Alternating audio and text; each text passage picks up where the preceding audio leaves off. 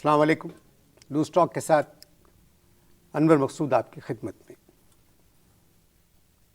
आज जो मेरे मेहमान हैं, मेरी अभी तक इनसे बात नहीं हुई है। इनके घर वालों का फ़ोन आया और उन्होंने शिकायत की कि अगर बच्चे इनसे बात करें या मैं बात करूं, इनकी बेगम, तो नॉर्मल तरीके से जवाब नहीं देते। ऐसा लगता है कोई डायलॉग बोल रहे हैं, और वो भी फिल्मी डायलॉग। आप इनको बुलाएं लूज़ टॉक में और खुदारा इनको समझाएं कि ज़िंदगी ऐसे नहीं गुजरती। तो मैंने बात तो नहीं की है, आपके सामने मैं इनसे बात कर रहा हूँ। अस्सलाम वालेकुम। आपके घर वालों को शिकायत है आपसे कि आप नॉर्मल जवाब नहीं देते बात का। Dialogue dialogue dialogue.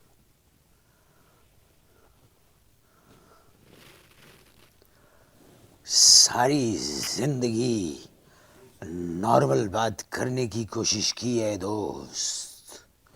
याद आया, दोस्त दोस्त ना रहा, प्यार प्यार ना रहा, जिंदगी हमें तेरा एतबार ना रहा।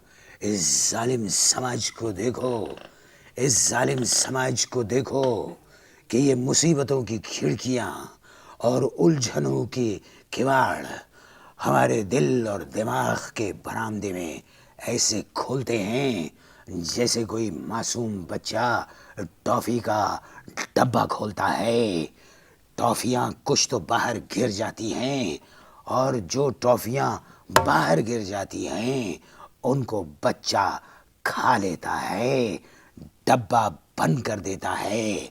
बच्चे को टॉफ़ियाँ खाने से कोई नहीं रोक सकता, कोई नहीं रोक सकता, और कोई नहीं रोक सकता।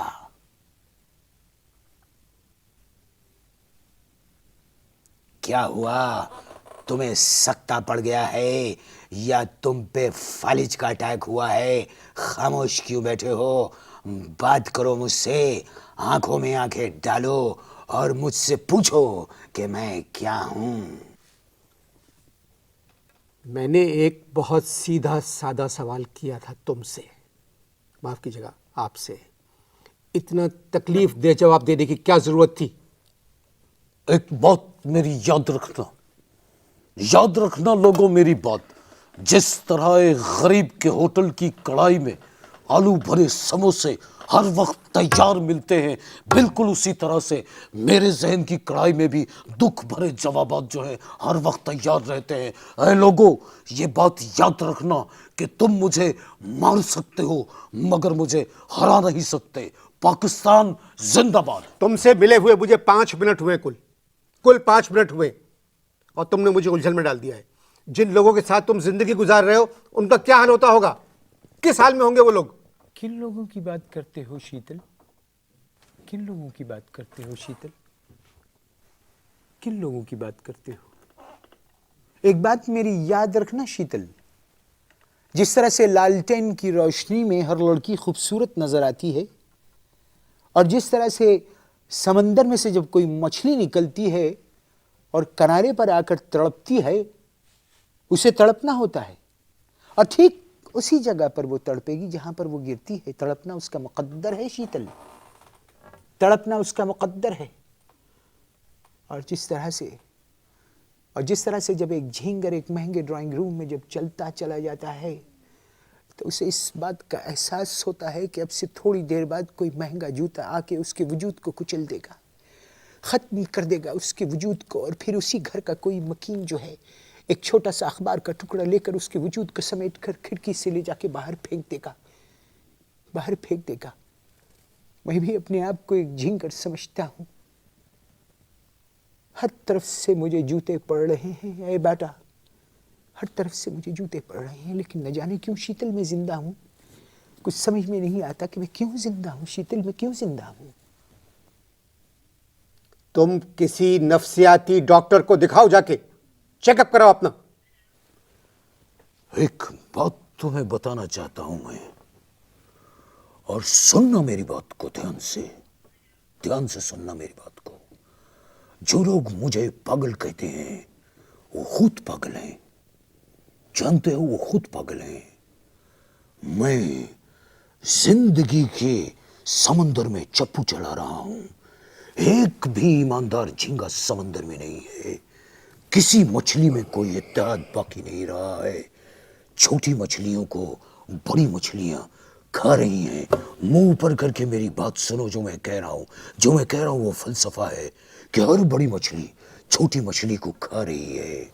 मैं तुम्हें एक बात बताऊं, मैं मर्द हूं, इसलिए मैं अपने आप को लेडी फिंगर नहीं कह सकता, क्योंकि लेडी फिंगर एक बहुत छोटी मछली है।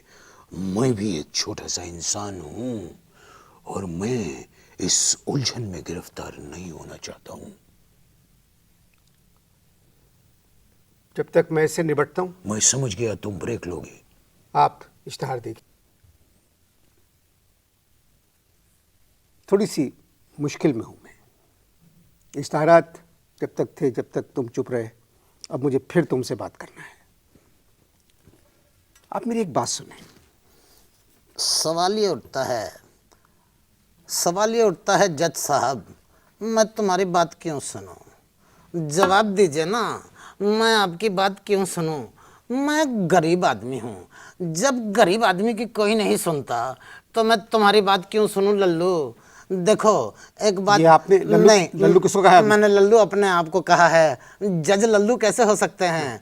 आप बात को, इशू को कंफ्यूज ना करें।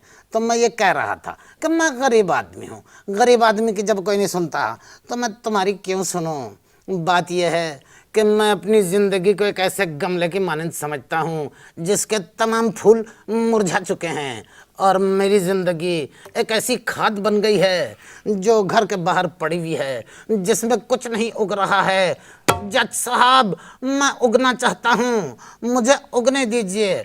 मुझे उगनी मिसाइल समझ के मुझे छोड़ दीजिए।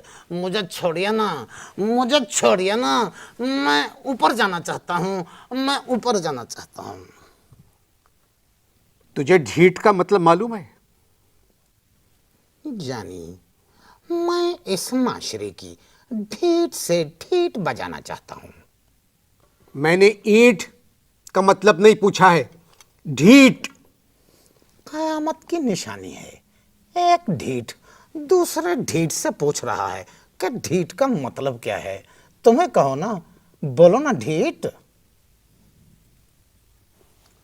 तेरी जिंदगी में जो खला है, क्या कभी उसे किसी ड्रामा निगार ने पुर किया है? फिर से कहो।